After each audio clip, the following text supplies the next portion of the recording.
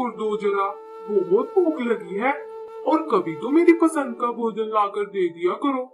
नवाब के नखरे देखो जरा, जैसे प्राइम मिनिस्टर हुक्म देने लगा हुआ है। काम धंधे का भी सोच लिया कर, हर काम को तूने मुझ पर ही फर्ज किया हुआ है। नीलो, कभी तो प्यार से बोल लिया कर, हर वक्त काटती ही रहती हो। मैंने तुमसे भोजन क्या मांग लिया, तुम तो शुरू ही हो गई। तुमने बातें सुनाने का तो स्पेशल कोर्स किया हुआ है। किसी पक्षी को पागल करना हो ना तो उसे तुम्हारे पास लेकर आना चाहिए। कम तो वैसे तुम भी नहीं हो। अच्छा नीलो, वैसे मेरे भेजे में एक आइडिया आया है। नीलो साहिबा, क्या आप मेरा आइडिया सुनना पसंद करेंगी? कालू, आइडिया तो दिन में तुझे 1000 दफा आते हैं, लेकिन कभी भी तूने इस पर अमल नहीं किया। नीलो, मैंने सोचा है कि मैं डॉक्टर बनकर समाज की सेवा करूं। डॉक्टर तोताराम के पास भी तो सारा दिन मरीजों का रश होता है, और जहाँ तक मेरा ख्याल है उनकी कमाई भी बहुत होती है। उनका जंगल के अमीर कबीर पक्षियों में शुमार होता है।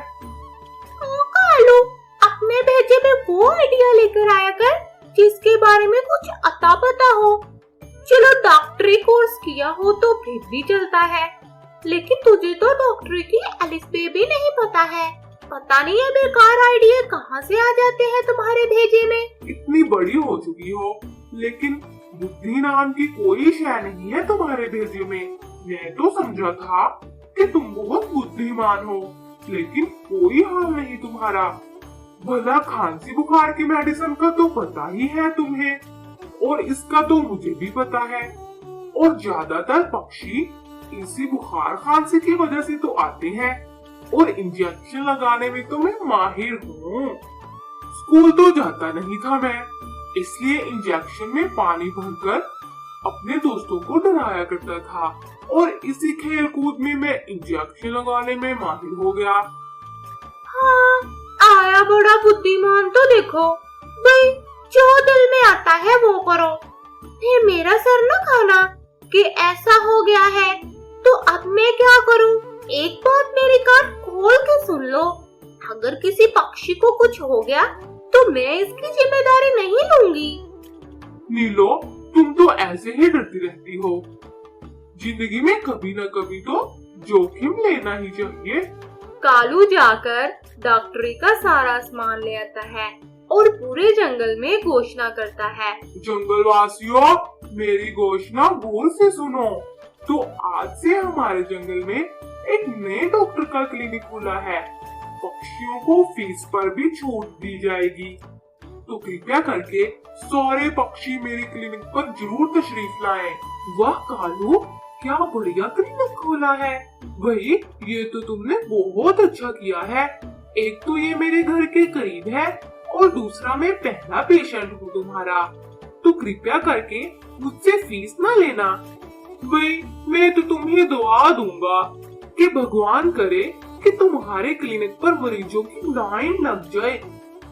कबूतर, पहले चेकअप तो करवा लो, फीस की तुम्हें पहले ही पड़ गई है।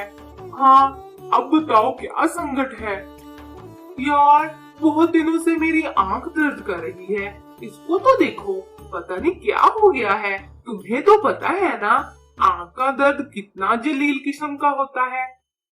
यार, पिछले महीने जब मेरी आंख में दर्द हुआ था, तो नीलो ने डॉक्टर तोताराम से आई ड्रॉप लेकर मेरी आंख में डाला था, तो मैं इसे ये ड्रॉप दे देता हूँ।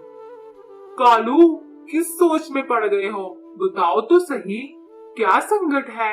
मुझे तो टेंशन ही बहुत हो रही है, कहीं ऑपरेशन ही ना करवाना पड़ जाए।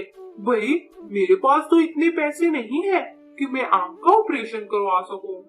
अरे नहीं कबूतर, ज्यादा परेशानी वाली बात नहीं है। बस तुम ये ड्रॉप्स ले लो और रोजाना सुबह शाम इसको आंख में डाल लिया करना, और भगवान ने चाहा तो एकदम मस्त हो जाएगी तुम्हारी आंख। और हाँ, तुम मेरे पहले पेशेंट हो, तो फीस रहने दो।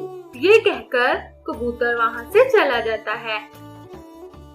वाह, मैंने अपने फर्स्ट पेशेंट को कितना अच्छा ट्रीट किया है। यार, बस इसी तरह ही धंधा चलता रहा, मैं तो बहुत जल्द अमीर हो जाऊंगा और नीलो भी कितना खुश होगी। कुछ ही समय बाद कबूतर वापस क्लिनिक पर आता है। ओ कमीने कालू, तूने आई ड्रॉप की बजाय कान में डालने वाले ड्रॉप्स दे दिए। मुझे अब उस आंख से नजर आना भी बंद हो गया है। भगवान कुछ न छोड़े तेरा। और अगर तूने फीस ना लेने का गुस्सा उतारा है ना, तो मुझे पहले ही बता देते। मुझे अंधा करके तुझे क्या मिला कालू, क्या मिला तुझे? मैं तुझे नहीं छोड़ूंगा। ओ कबूतर, मैंने तो तुझे सही ड्रॉप्स दिए थे। तुम मुझ पर इल्जाम लगा रहे हो। निकल जाओ यहाँ से। जा रहा हूँ, लेकिन ये उधार रहा तुम पर। मैं तुमसे बदला जरूर लूंगा। ये बात जब नीलो को पता चलती है तो वो कालू को खूब बातें सुनाती है। वाह डॉक्टर कालू साहब, देख लिया अंजाम डॉक्टर बनने का। आज कबूतर को अंधा कर दिया है, कल किसी को तुम जान से मार दोगे। भाई, मैं तो अपने माता पिता के घर जा रही हूँ, तुम जानो और तुम्हारा काम। अच्छा जाओ, निकलो यहाँ से। इसी तरह समय बीतने के साथ साथ कालू मरीज पक्षियों का इलाज करने की बजाय उनका कोई ना कोई नुकसान कर दिया करता। और एक दिन दूसरे जंगल से टोकन पक्षी कालू की क्लिनिक पर आया। हमारे जंगल के सेठ चील ने मुझे आपके चील राजा के पास एक जरूरी काम के लिए भेजा है। मुझे बहुत तेज बुखार है। आपका क्लिनिक नजर आया तो सोचा इधर से ही चेकअप करवा लेता हूँ, ताकि मेरा बुखार ठीक हो जाए और मैं काम करके वापस जा सकूं। टोकन, कोई संकट ही नहीं है। मैं तुम्हारा चेकअप कर लूं, फिर मेडिसिन देता हूँ तुम्हें। ये कहकर कालू मन ही मन में सोचता है, यार, जब नीलो को बुखार हुआ था तो डॉक्टर ने इसे इंजेक्शन लगाया था, तो मैं भी इसे इंजेक्शन ही लगवा देता हूँ।